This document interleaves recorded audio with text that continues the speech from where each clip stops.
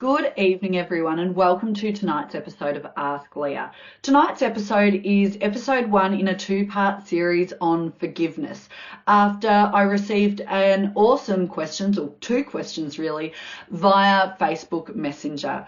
The question came from someone who struggles a bit with forgiveness, both forgiveness of other people and not holding on to resentment, but also crucially, forgiveness of themselves for wrongs they've done in the past as well.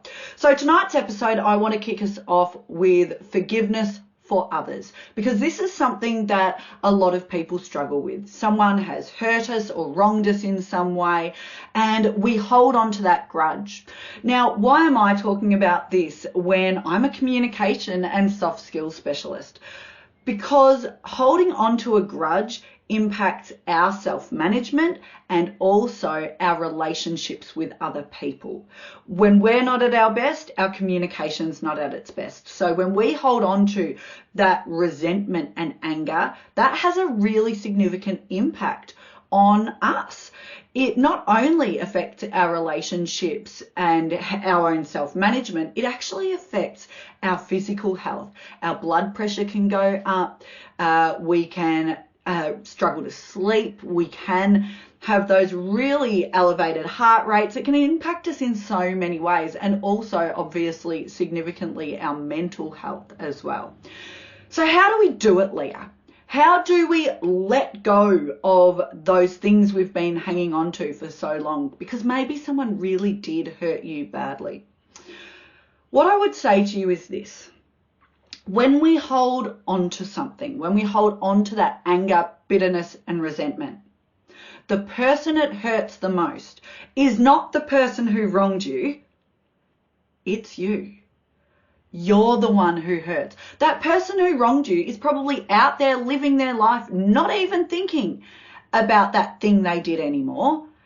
And by holding on to it, the only person still being punished is you.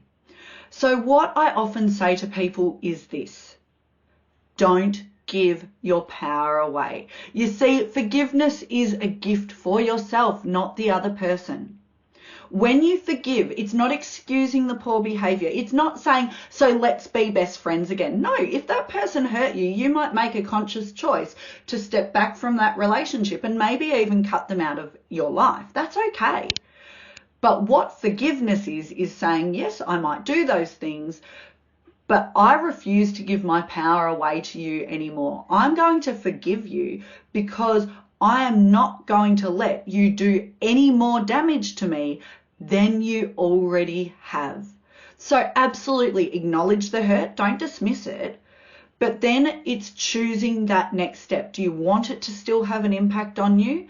Or do you want to find a way forward? In fact, when someone has hurt you, often the best thing that you can do is go out and live a great life. You know, if you're someone who is holding on to resentment as a way of punishing the other person, you're punishing yourself, not them, really. The best thing you can do, not to punish them, but if you want to be able to say, actually, you don't have power over me anymore, the best thing you can do is find a way of letting that go and moving on and having a kick-ass life, because that will show that the act does not have power over you anymore.